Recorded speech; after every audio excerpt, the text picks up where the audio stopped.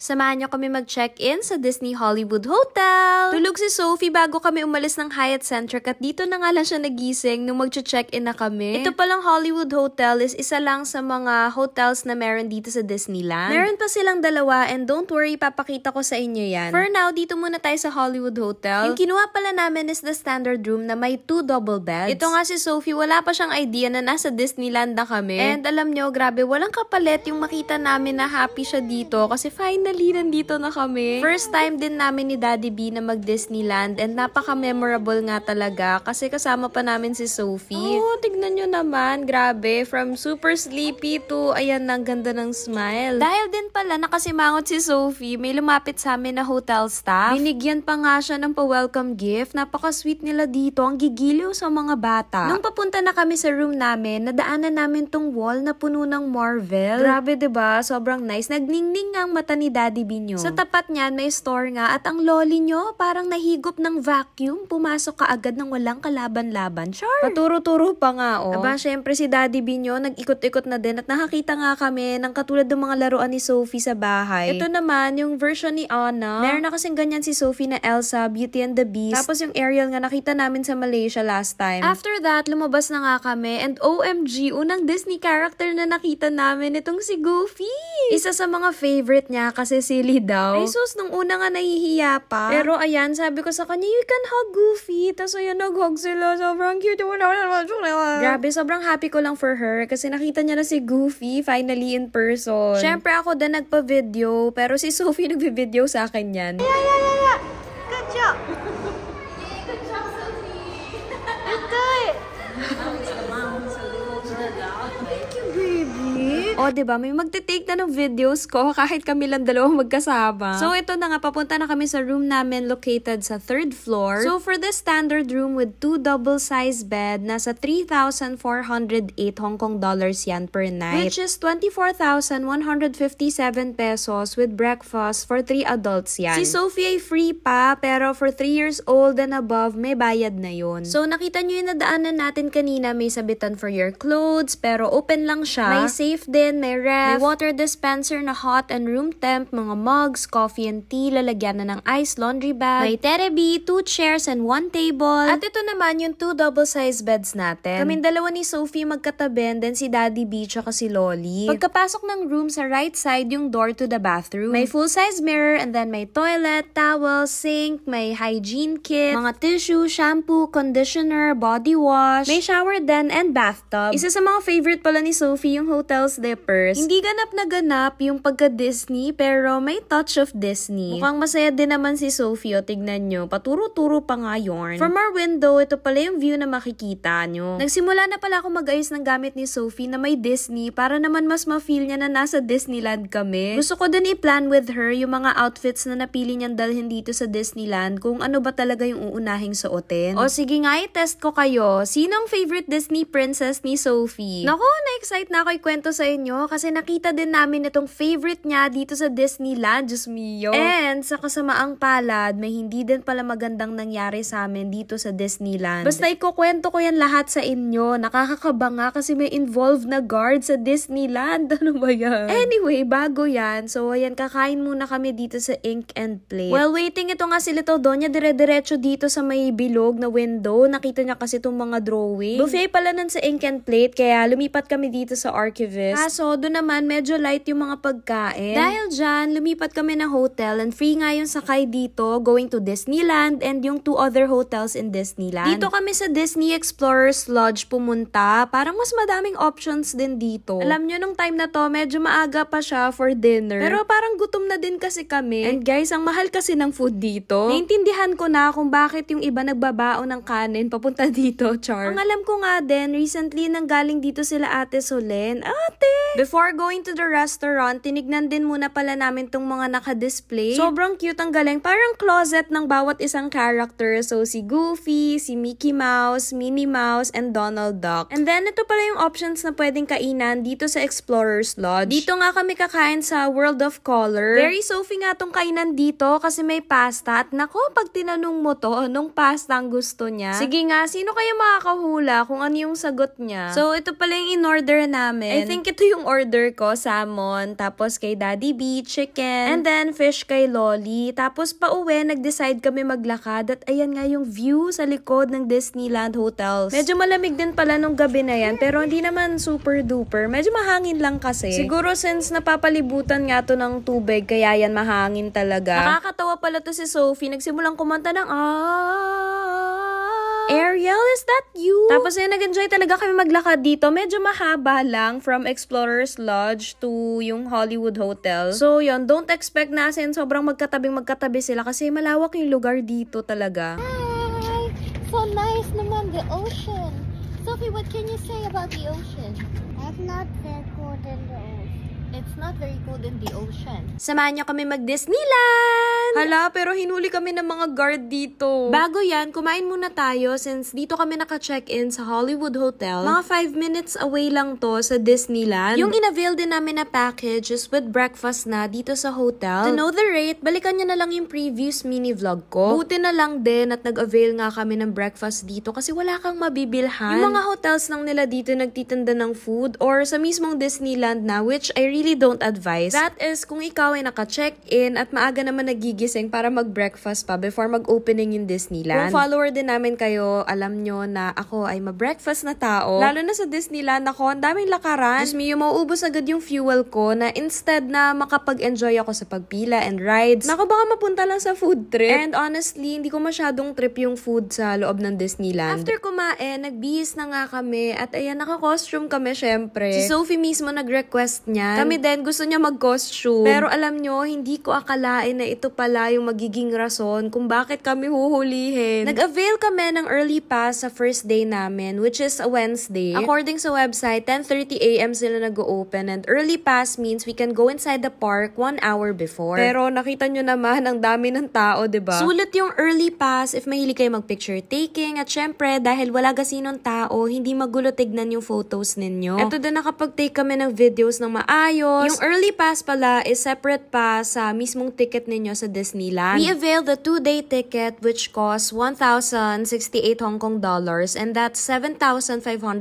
per person. Libre pa nga si Sophie, buti na lang. 199 Hong Kong dollars naman for the early pass which is nasa 1,400 pesos. First stop namin is the World of Frozen kaagad kasi alam namin na mapupuno talaga to agad mamaya. Once i-open nila ang gates,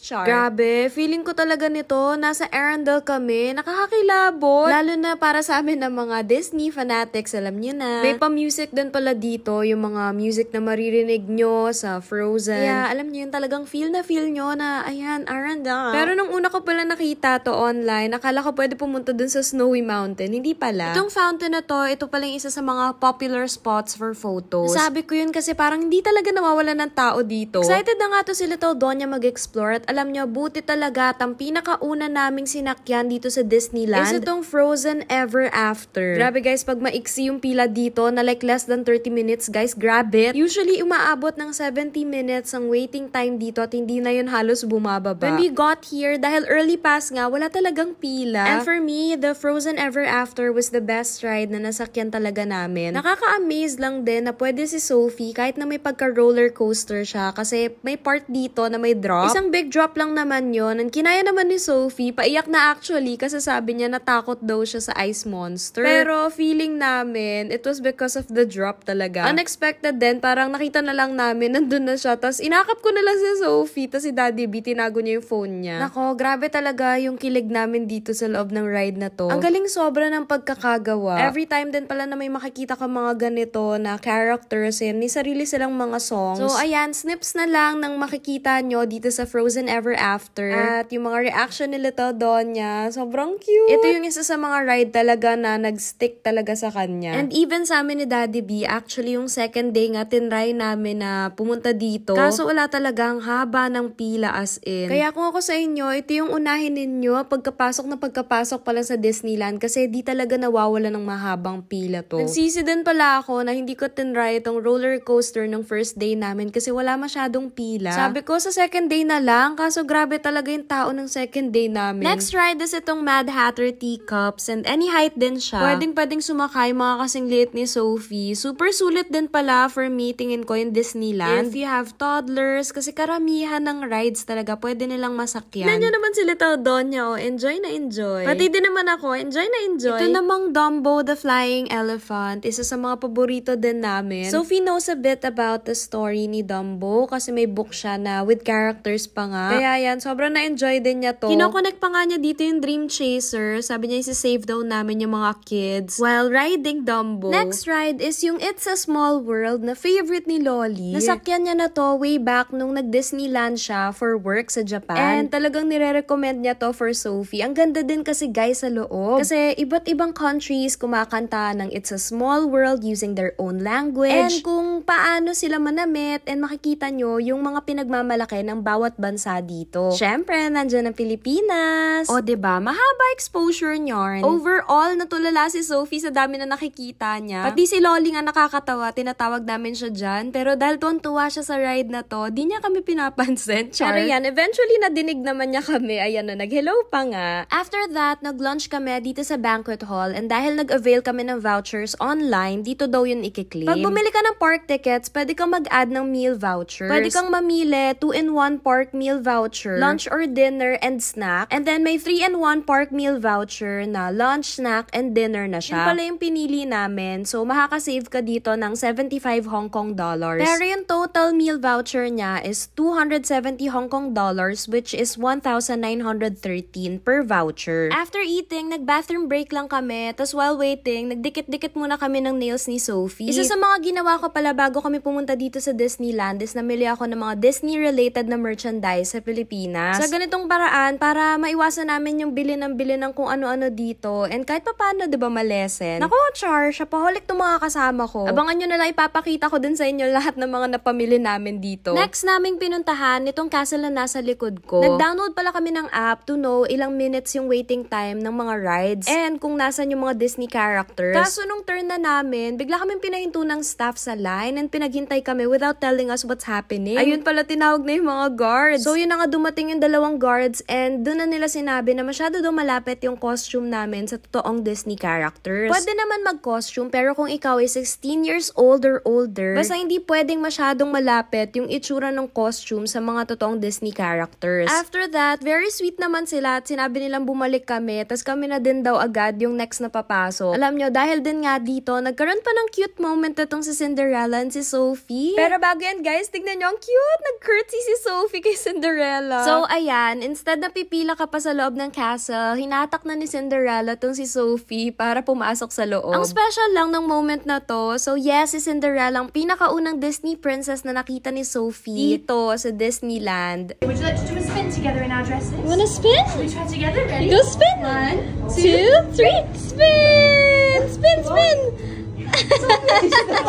Hot there!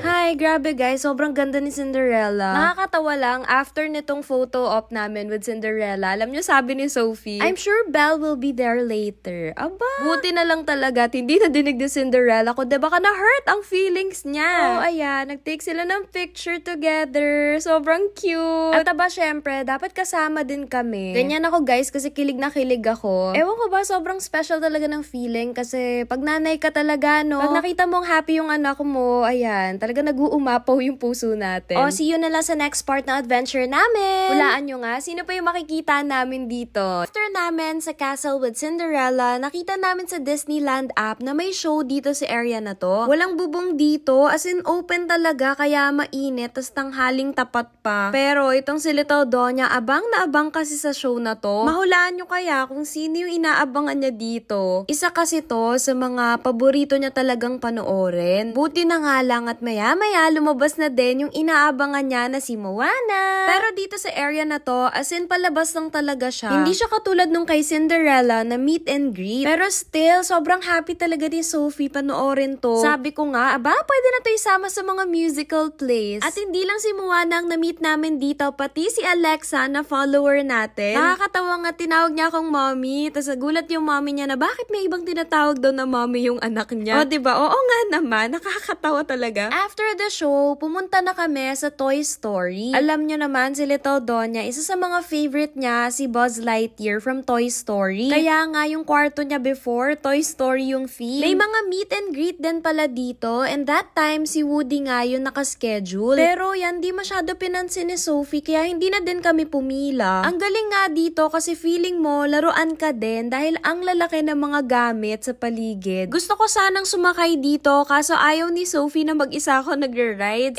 May height requirement kasi dito. Sa first mini vlog din pala, may nakapagtanong kung saan iniiwan yung mga stroller kapag nagre-ride. So usually, naiiwan lang siya sa tabi ng ride. May kainitan talaga sa area na to kasi wala masyadong puno, kaya hindi talaga kami nagtagal. Nag-bathroom muna kami and naglakad-lakad, tapos ginamit namin yung voucher na in-avail namin online para mag-ice cream. Actually, kami pala ni Loli galing sa store niya, nagulat na lang ako, anong nangyari sa anak ko? Diyos mio, Daddy B, yung damit ni Little Donya. Grabe pala yung pang-amoy ko dito kasi medyo malayo pa lang kami. Naaamoy ko na yung parang grilled squid. Naalala ko, kumain kami ng ganito sa Korea dati at ang sarap-sarap talaga. Tapos ito pala si Daddy B, binilan si Sophie ng kanyang first merch dito sa Disneyland. Halos lahat ng bata may ganitong bubbles and ayan, sulit na sulit naman kasi hanggang makauwi kami, gamit-gamit niya yan. Nagulat nga kami, ang dami palang tao dito sa bandang castle, kaya pala nandito sila Mickey Mouse and friends. Sinilip lang namin yon and then bumalik na ulit kami sa ride. Dito kami next na pumunta sa Cinderella Carousel. Ang saya-saya talaga, wala masyadong pila nung araw na to, kaya bilis-bilis namin makapag-ride. Mahilig din pala si Sophie sa carousel, kaya yan, sulit na sulit talaga yung pagsakay namin dito. Aba, tignan yung ngiti. Ay, Diyos mio, nakakagigil talaga, oh. Next, pumunta kami sa Fairy Tale Forest. May pakay kasi kami dito, nakita namin na dito lang siya tumatambay sa area na to kasi isa siyang fairy. May interaction din pala to, meet and greet, katulad ng kay Cinderella. May oras lang din na nag-a-appear siya, kaya make sure kung gusto nyo siyang makita, puntahan nyo agad para makapila. Again, sa Disneyland app, makikita nyo yung mga characters kung nasaan silang location. Or yung mga rides, makikita nyo kung gaano katagal yung waiting time. Mga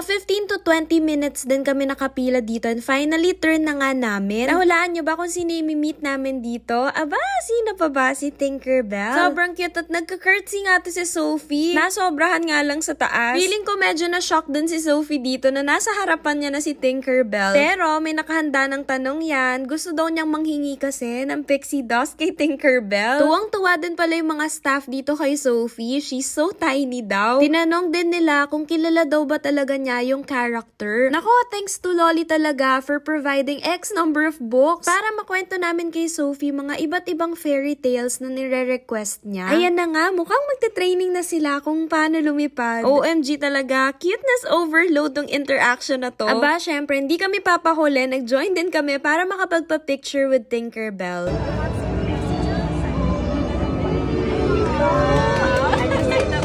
Grabe, bawat interaction dito sa mga characters, sulit na sulit. Si Sophie nga, medyo in shock pa siya after. Siguro iniisip niya, kailan kaya siya makakalipad? Sa loob pala ng Fairy Tale Forest, makikita nyo din yung mga iba't ibang princesses, yung mga ibang scenes sa shows nila, yung castles, and yung mga songs nila. Para nga siyang musical box na iikutin mo, tapos tutunog siya and gagalaw. Ganyan pala yung itsura ko kasi nandito yung castle ni Beauty and the Beast. Sa mga hindi nakakaalam, favorite princess kasi ni Little Donya si Belle. Nalaman niya tong mga stories na to kasi kinukwentuhan ko lang siya. So, tinanong ko nga siya kung bakit si Belle yung favorite niya and ang sabi niya, dahil mahilig daw sila pareho magbasa ng libro. Naku, grabe. Tignan niyo naman to at sobrang ganda. Sumasayaw si Beauty and the Beast sa loob. Sumunod naman yung kay Cinderella and yung last is si Little Mermaid. Hindi ako makapili kung ano yung favorite ko kasi lahat talaga ang ganda. Alam niyo ba, nakaka-amaze kasi sa hindi inaasahang pagkakataon, nagulat kami, nakita namin ang favorite character ni Sophie na may pa-meet and greet dito sa gilid ng Disney Castle. Nagtatatakbo ko niyan para makapila habang tulak si Sophie sa stroller kasi baka biglang i-cut yung line at hindi kami umabot. Iba na din pala yung dress niya ni Sophie pero pinatong namin yung damit niya. Kasi ito talaga yung gusto niya, ma-meet si Belle from Beauty and the Beast. Finally, nasa harapan na niya si Belle. Grabe guys, minsan paulit-ulit ulit lang yung kanta na Beauty and the Beast sa kotse. Sobrang cute naman ng mga likod nila, char. At hindi sa harap pumuesto yung cameraman. Anyways, ayan o, umikot na siya. Hawak nga ni Sophie yung Belle na doll niya na binili namin sa Pilipinas bago kami pumunta ng Disneyland. Pinakita na lang namin yung doll na yan pagkarating sa Disney Hollywood Hotel. At ayan, I think for the princesses, nagtutwirl talaga sila with the kids. Ayan na si Sophie o. Nakakatawa din at pinatwirl din niya yung laruan niya na si Belle. Diba? Ang sarap nilang panoorin. Nako, Belle, kung kasya ka lang sa maleta ni Little Donya, baka naipasok ka na niya. O, diba? Bigay todo talaga to si Little Donya, paikutan yung doll niya. Oh, curtsy! You know how to curtsy? Yeah! At ayan din, syempre nag-picture-picture sila together. Pero wag kayo, may tanong si Sophie kay Belle. Okay, please look at me. Where's the Disney? He's in the Cotswold, of course. In the movie Aaron Cotswold. He's in a production for tonight. Hindi man kami nakasakay sa napakadaming ride sa araw na to, sulit na sulit pa din sa meet and greet. Ito talagang with Belle, nako, super unexpected talaga. Ay sus, may pahabol pa nga. Beats in the castle. Yes! At night, meron silang light show and ito nga yung mga flying drones yung ginagamit nila dito. Ang galing kasi sync talaga yung mga galaw nila. Na-imagine ko nga, may madaming tao na nagko-control sa baba ng mga drones. Sure! Bago matapos yung show, biglang nag-snow. Pero syempre, hindi totoong snow kasi wala namang snow dito sa Hong Kong. Pero alam nyo, nung ginawa nila to, nakakatuwa pa din at feel na Pasko. Ang daming ilaw and syempre, feel mo yung nagsusnow, diba? Sayang lang at nakatulog na si Little Donya maya-maya. Kaya yan, wala na kaming photos and videos together. Hindi na pala kami nagstay para sa fireworks at sabi namin, bukas na lang kami magsistay for it. Nagpicture-picture na lang muna kami dalawa ni Daddy B dito. Pagkalabas pala ng Disneyland, merong fountain dito. Nung umaga, hindi ko siya masyadong napansin. Pero paggabi, tignan nyo naman at ang ganda, oh. Bumubuga din pala yan ng malakas na tubig. So, ingat-ingat na lang, huwag masyadong lumapit at baka mabasa kayo. Oh, yun lang. See you sa day 2. Diba? 2-day ticket yung binili natin. Love, love!